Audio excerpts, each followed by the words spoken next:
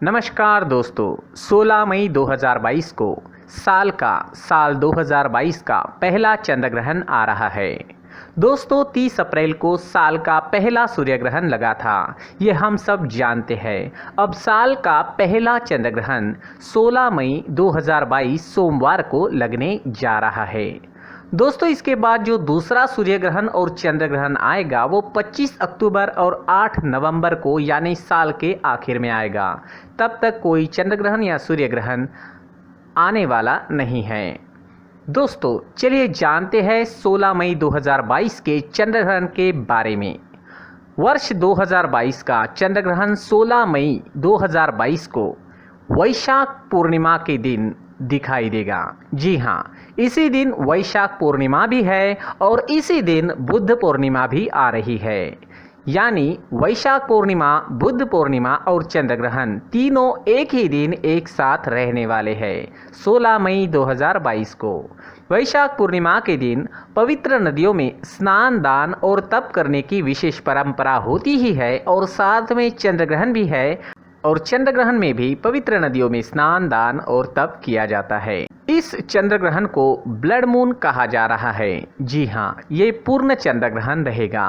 दोस्तों बताया जा रहा है कि चंद्र ग्रहण दक्षिणी पश्चिमी यूरोप, दक्षिण अमेरिका, पैसिफिक, अफ्रीका, उत्तरी अमेरिका, अटलांटिक, अंटार्कटिका, दक्षिणी पश्चिमी एशिया, हिंद महासागर में दिखाई देगा। लेकिन दोस्तों ये ग्रहण भारत में नहीं दिखाई देगा या फिर नहीं के बराबर दिखाई देगा। दोस्तों 16 जुलाई 2022 को भारतीय समयानुसार ये चंद्र ग्रहण सुबह 8:59 से प्रारंभ होकर 10:23 तक रहेगा। कुछ जगहों पर ये सुबह 7:02 से शुरू होकर दोपहर 12:20 तक भी रहने वाला है। स्थानीय समयानुसार इसके समय में थोड़ा भेद रहेगा।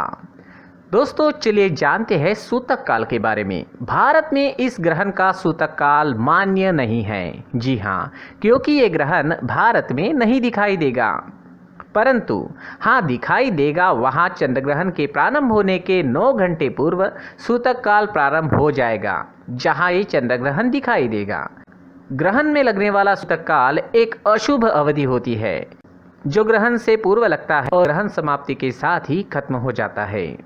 क्यों होता है चंद्र ग्रहण? क्या ये आप जानते हैं दोस्तों? सूर्य और चंद्रमा के बीच में जब धरती आ जाती है तब धरती की छाया चंद्रमा पर पड़ती है, इसे हम चंद्र ग्रहण कहते हैं। दोस्तों वैदिक पंचांग की गणना के अनुसार साल का ये चंद्र ग्रहण, साल 2022 का ये चंद्र ग्रहण 16 मई को वृश्चिक राशि में लगने जा रहा है। जी हाँ, ये चंद्र ग्रहण वृश्चिक राशि में लगेगा और विशाखा नक्षत्र में लगेगा। सारी के सारी 12 राशियों में से मेष, सिंह और धनु राशि के जातकों पर इस ग्रहण का प्रभाव काफ़ी ज़्यादा सकारात्मक पड़ेगा। जी हाँ, ये 3 राशियां हैं दोस्तों, मेष, सिंह और धनु। इन 3 राशियों पर यह ग्रहण बहुत अच्छा प्रभाव छोड़ेगा। तो दोस्तों इस तरह साल 2022 का पहला चंद्र ग्रहण रहने वाला है। चंद्र ग्रहण के दौरान हम सभी को कुछ सावधानियां बरतनी बहुत ज़्यादा ज़रूरी होती है। दोस्तों ग्रहण के दौरान कोई भी नया काम आप शुरू ना करें। जी हाँ, किसी भी नए काम की शुरुआत ग्रहण के दौरान नहीं की जाती, क्योंकि ग्रहण का समय अशुभ माना जाता है। तो ग्रहण के दौरान ध्यान रखें, कोई भी नया काम शुरू ना करें। चंद्र ग्रहण के शुरू होने से पहले खाने की सामग्री में तुलसी के पत्ते डालें। जी हाँ, तुलसी के पत्तों को खाने की सामग्री में डालें और तुलसी के पेड़ को ग्रहण के दौरान ना छुएं। यानी तुलसी के पत्ते जो आपको इस्तेमाल करने हैं वो सूतक लगने से पहले ही आप तोड़कर रख दें। चंद्र ग्रहण के दौरान आपको धार्मिक और प्रेरणादायक पुस्तकों को पढ़ना चाहिए। जी हाँ, इनको पढ़ने से आपके अंदर की नकारात्मक ऊर्जा दूर हो जाएगी। इसके साथ ही मंत्रों का जाप करना भी इस समय में नकारात्मक प्रभावों से आपको बचा सकता है। तो धार्मिक ग्रंथ और धार्मिक मंत्र, इन चीज़ों का आप इस समय में ज़रूर इस्तेमाल करें। ये आपके लिए नई ऊर्जा का स्रोत बनेंगे और आपको जीवन में आगे बढ़ने के लिए मदद करेंगे। दोस्तों, ग्रहण के दौरान खाना ना बनाएं और खाना ना खाएं। जी हाँ, ग्रहण के दौरान खाना खाना भी मना है और खाना बनाना भी मना है। खाना बनाना और खाना खाना दोनों ही ग्रहण के दौरान अशुभ माना जाता है। ग्रहण के दौरान गर्भवती महिलाओं को विशेष सावधानियां बरतनी जरूरी होती हैं।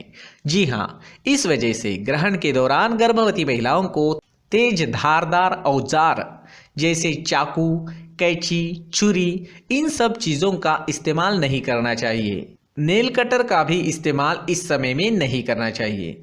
इससे कहते हैं, इससे शिशु के स्वास्थ्य पर बुरा असर पड़ सकता है।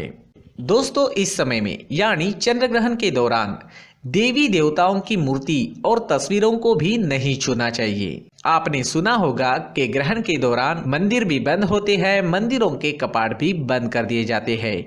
कोई भी पूजा पाठ इस समय में नहीं होता है। तो इस समय में देवी देवताओं की मूर्तियों को और तस्वीरों को छूना नहीं चाहिए। दोस्तों, ग्रहण के दौरान दातून करने, बालों पर कंघी लगाने और मलमूत्र का त्याग करने से भी बचना चाहिए। जी हाँ, ये चीज़ें भी ग्रहण के दौरान नहीं करनी चाहिए। ग्रहण जब समाप्त हो जाए तो उसके बाद में पूरे घर में गंगा जल का छिड़काव जरूर करें। इसके लिए पहले ही गंगा जल घर में लाकर रखें।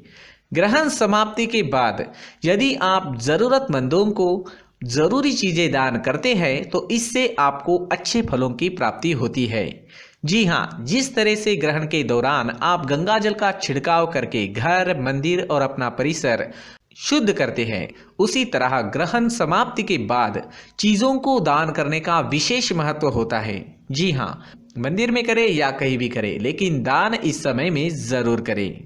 दोस्तों, ग्रहण के दौरान आप जिस भगवान की पूजा करते हैं उस भगवान के मंत्र का जाप जरूर करें। इससे भी अच्छे फलों की प्राप्ति होती है।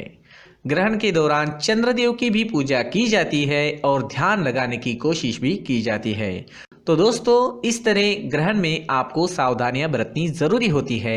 ये सारी सावधानियां चंद्र ग्रहण के दौरान आप सभी लोग जरूर बरतें। दोस्तों, अब जानते हैं चंद्र ग्रहण पूर्णिमा के दिन क्यों पड़ता है। जैसे कि हम सब जानते हैं, सूर्य ग्रहण पड़ता है अमावस्या के दिन और चंद्र ग्रहण पड़ता है पूर्णिमा के दिन। लेकिन दोस्तों, हर पूर्णिमा को चंद्र ग्रहण नहीं पड़ता। इसका भी एक कारण है, जो है पृथ्वी की कक्षा पर चंद्रमा की कक्षा का झुके होना। यह झुकाव तकरीबन 5 डिग्री का है, इसलिए हर बार चंद्रमा पृथ्वी की छाया में प्रवेश नहीं कर पाता है, उसके ऊपर या नीचे से निकल जाता है। यही बात सूर्य ग्रहण के लिए भी सच है। सूर्य ग्रहण हमेशा अमावस्या के दिन होता है, क्योंकि चंद्रमा का आकार पृथ्वी के आकार के मुकाबले लगभग 4 गुना कम है। इसकी छाया पृथ्वी पर छोटी आकार की बढ़ती है, इसलिए पूर्णता की स्थिति में सूर्य ग्रहण पृथ्वी के एक छोटे से हिस्से से ही देखा जा सकता है। लेकिन चंद्र ग्रहण की स्थिति में धरती की जो छाया है वो चंद्रमा के मुकाबले काफ़ी बड़ी होती है, लिहाजा इससे गुजरने में चंद्रमा को ज़्यादा वक्त लगता है। इसलिए चंद्र ग्रहण लंबा होता है।